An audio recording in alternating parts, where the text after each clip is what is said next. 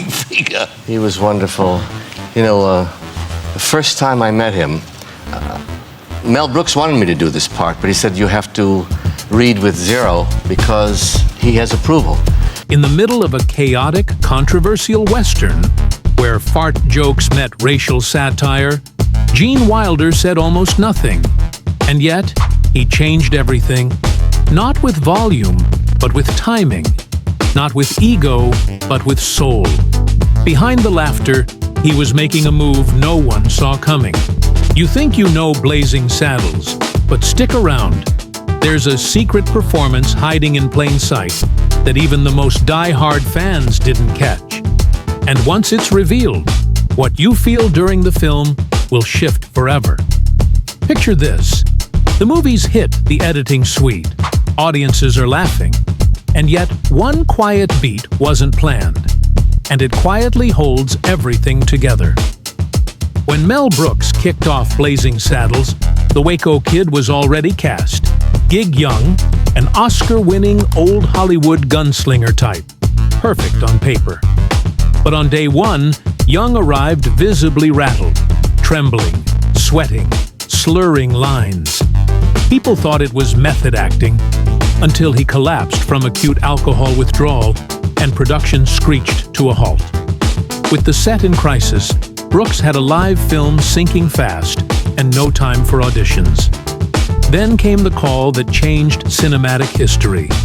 Mel rang Gene Wilder. No agents, no script request, no negotiation. Wilder agreed on a gut level, hopped a flight in under 24 hours, and stepped right into the chaos. No rehearsal, just raw presence. And here's the kicker. That lightning-quick decision planted the film's emotional core, though no one knew it yet. Wilder's appearance stirred more than action. It shifted tone. Most actors build roles brick by brick. Wilder just waltzed in and embodied the Waco Kid like he'd lived that life. Jet-lagged and thrown into bedlam, he didn't flinch. He anchored the madness. What blew people away wasn't his jokes. It was what he didn't say. He insisted on playing the Waco Kid straight. As Mel Brooks later shared, Wilder's only contract was subtlety. No clowning, no broad bits, just a measured, almost mournful delivery in a world spinning off the rails. In a movie full of slapstick, his performance was pure contrast, stillness that let everything else explode. Brooks credits Wilder's restraint as the foundation the film needed. Think about that iconic jailhouse scene, when Wilder reveals his shaky hands and broken nerve. It's played for laughs and heartbreak. His weariness undercuts the comedy in a way that feels real, folds emotional depth into every punchline. Without it, the satire might have slid into farce. That tension between comedic absurdity and genuine sadness is what makes our ears perk up. On set, Wilder acted like a calm eye in a storm. While Brooks was a whirlwind of ideas, Wilder kept it grounded. The team rallied around his steady presence. Crew members later said he never raised his voice. He didn't have to. His emotional intelligence pulled the cast back when things spiraled. And because of him, the madness had structure. Now imagine how different the film would have felt if Gig Young had stayed. Would the Waco Kid's philosophical slowness have landed? We can't be sure, but Wilder's version became the yardstick for understated comedy. The scene where he quietly rattles off lines the gang never saw coming. That's Gene's rhythm. He whispers, the audience leans in, and then it hits. His pauses are the secret beats that make the jokes resonate harder. But there's another layer, the sky-high what if that lingers. Before Wilder saved the day, Brooks wanted Richard Pryor as Sheriff Bart. Pryor had co-written the script, shaping its sharp black humor and unfiltered racial commentary. He and Brooks dreamed of Pryor as lead. The studio didn't want to insure him, though.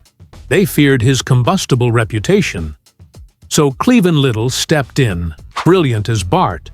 But the dynamic Pryor-Wilder duo was shelved. Think of what chemistry might have sparked if Pryor had stood beside Wilder from the first frame. Their explosive pairing in later films like Silver Streak hints at what could have been groundbreaking earlier. Pryor's imprint runs deep through the script. He didn't just write lines, he helped define the film's raw honesty. He fought to keep the harsh language in the script. Brooks even remembers asking, "Is this too much?" And Pryor countered, "If the bad guys say it, leave it." That fierce authenticity gave the film its edge. So even without appearing on screen, Pryor shaped the voice we still quote today. Back in the story, Wilder's steady Waco Kid stood in sharp contrast to the other characters. While figures like Hedley Lamar and Mongo went big and absurd, Wilder stayed quiet and real. That restraining force gave the chaotic elements something to bounce off, made them land with a punch instead of floating off into silliness. His phrasing, controlled, deliberate, made the audience lean into every absurd scenario. Modern critics have noted how that quiet gravitas still holds up. A recent YouTube deep dive confirms that Wilder's silent beats are the glue the film never knew it needed. And today, with its new 4K restoration, out November 2024, viewers are rediscovering that his stillness underpins the madcap energy around him. The legacy of his choice runs deeper. It turned the Waco Kid into the benchmark for comedic subtlety. Over time, the film's tension between slapstick lunacy and emotional honesty became a template for high-impact storytelling. Netflix docs, streaming shows, even viral TikToks chase that same beat drop. And don't forget the context. When Blazing Saddles premiered in February 1974, it barely avoided a studio burial. Warner execs found it too risque. But it exploded. Box office records, rave reviews, a Library of Congress Hall of Fame nod in 2006. Its satire on racism felt sharper than ever in a world grappling with civil rights and Vietnam-era disillusionment. Today's audiences still feel that bite, especially when cloaked in comedy. By grounding the film with a restrained central figure, Wilder didn't dilute the satire, he amplified it. His performance sharpened every absurd gag because it gave us something real to latch onto. We laughed harder because we sensed humanity at the core, even amidst campfire farts and fourth-wall chaos. If you thought the Waco Kid was a throwaway comic relief, think again. Gene Wilder turned a recast emergency into what many now call the heart of the film. Next time, I'll unpack how Wilder's performance influenced the rest of Brooks's universe and reveal a backstage moment involving Morgan, Corman, and Brooks that nearly derailed a key scene.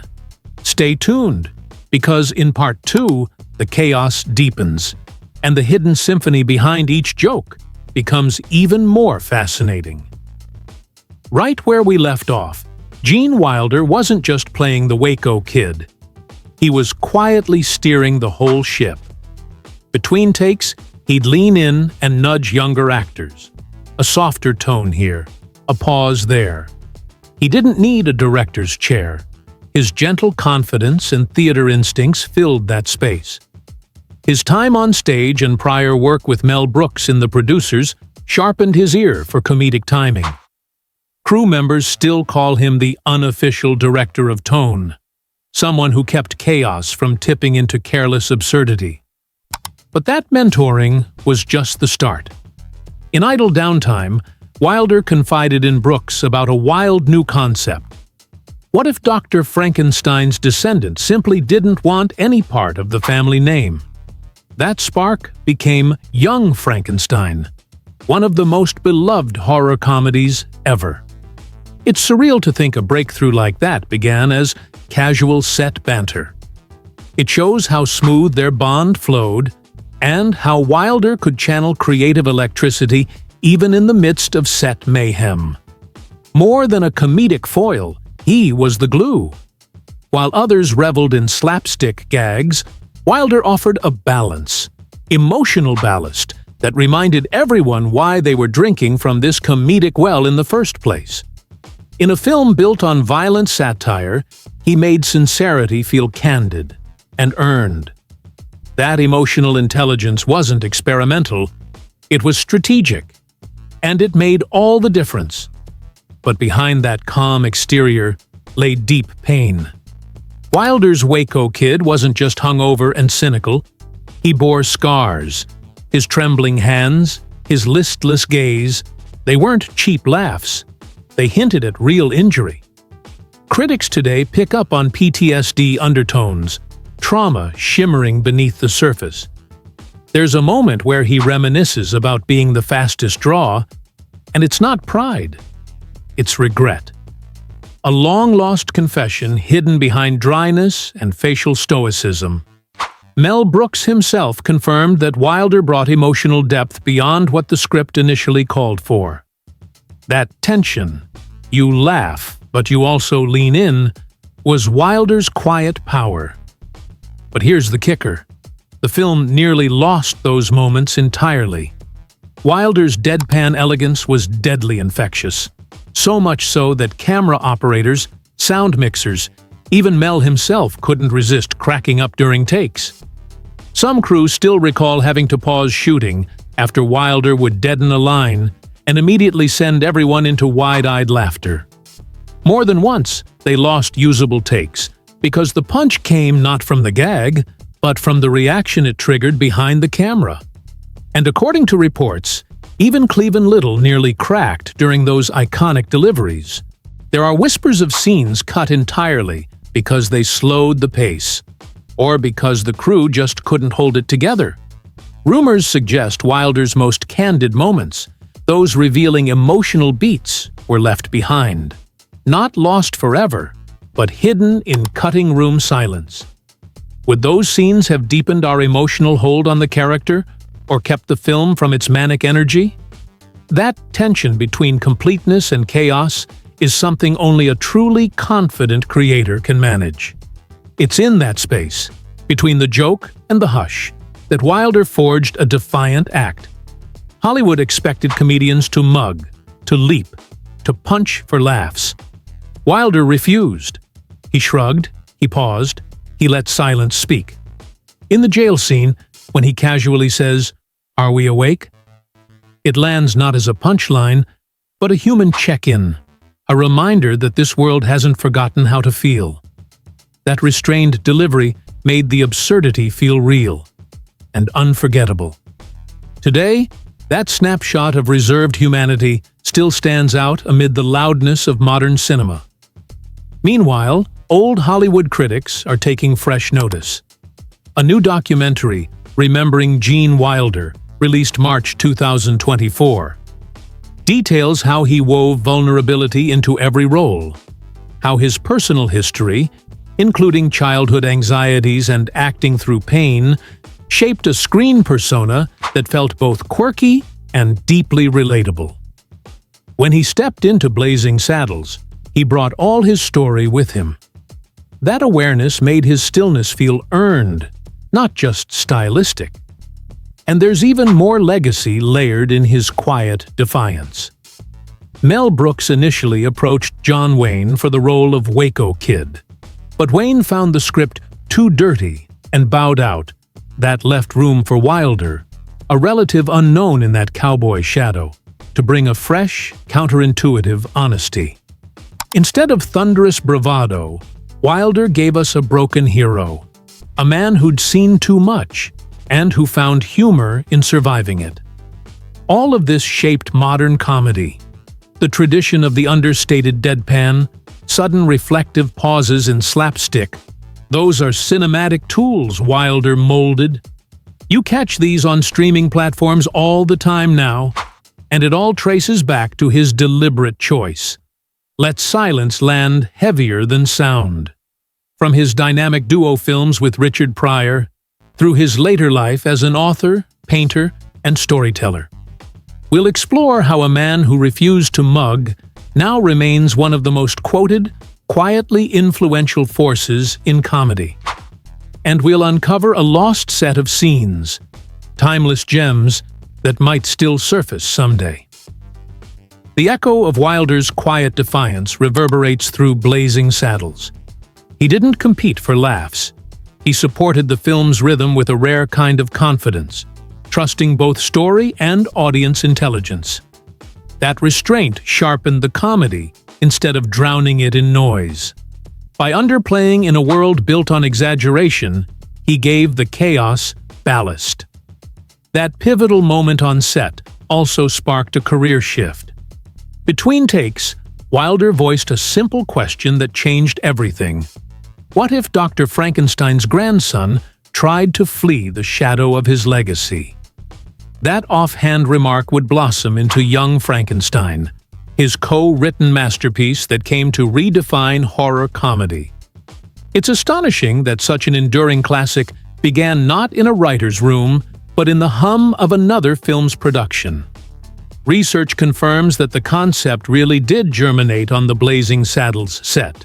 According to crew recollections and archival interviews, Mel Brooks initially brushed off the idea.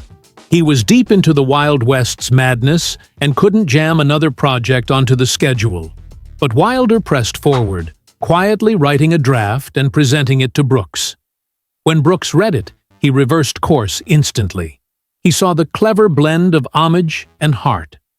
Within days, the casual seed sprouted into a creative juggernaut. Without Wilder's determination, Young Frankenstein, that timeless blend of horror tribute and sharp wit, might have remained a spark in the wind. More than an actor, Wilder demonstrated creative agency. He co-wrote the film, shaping its tone, pacing, and emotional core, not just delivering punches. He moved from performer into co-architect of cinematic worlds, proving his instincts extended beyond the screen. Young Frankenstein stands today as $86 million box office proof, and a testament to his storytelling sense. That shift mattered. Without Blazing Saddles, Young Frankenstein may not have existed at all, and Wilder's pivot from subtle character actor to generative creative force might not have happened. That collaboration between Brooks's fearless direction and Wilder's quiet conviction allowed the films to feed into each other, fueling their shared legacy. The tension with the studio over Blazing Saddles also deepened Wilder's resolve. Warner Brothers feared the movie's racial satire was too sharp or too risky. They flagged profanity, demanded rewrites, and urged toning down overt commentary on racism. But Wilder was a steady voice for S. Wilder grasped that softening the edges would hollow the film's satirical power. Brooks had vision, but Wilder gave him cover. His growing reputation from the producers lent weight in boardroom battles. Wilder didn't shout, he stood firm. His influence helped ensure that Blazing Saddles remained jagged, unapologetic, and culturally resonant. That quiet watermark shaped not just one film, but the grammar of modern American comedy. It taught future storytellers that restraint can be incendiary. Since, streaming platforms have echoed that balance. Narrative arcs that pause instead of punch, jokes that sink by stillness, not volume. And it all Annapolis back to Wilder refusing to mug for laughs in a dusty western. This emotional tapestry advanced through decades. Wilder's journey didn't stop with Young Frankenstein. He continued to co-write, acting in films with Richard Pryor, Silver Streak, Stir Crazy, where his ability to listen, to react, to share space on camera became a hallmark. Those films mirrored his earlier work. Emotional generosity, grounded in integrity. But his story extends beyond the screen. Off-camera, Wilder protected his legacy and personal assets. His Bel Air home, bought in 1976 for $300,000, witnessed decades of creativity. When Elon Musk acquired it in 2013, For $6.75 million, he promised to preserve its essence. In 2020, the property sold to Wilder's nephew under conditions that its soul remain intact. Now valued near $13 million, the home stands as a testament to Wilder's enduring influence and care for authenticity. In the final stretch, it's time to reflect on the financial and lifestyle arc of this gentle icon. Wilder's Alzheimer's diagnosis remained private until after his passing at 83, signaling a man who guarded his dignity to the end. Financially, his legacy included clever stewardship of film rights, wise real estate choices, and residual income from enduring classics. Though he never flaunted wealth, he amassed a portfolio of long-term value, what celebrities today call quiet wealth. Gene Wilder owned luxury real estate, a Bel Air mansion later respected by Elon Musk. He collected timeless Swiss watches and elegant automobiles, gentle nods to success, not ostentation. He reportedly carried life insurance and protected project ownership through co-writing credits.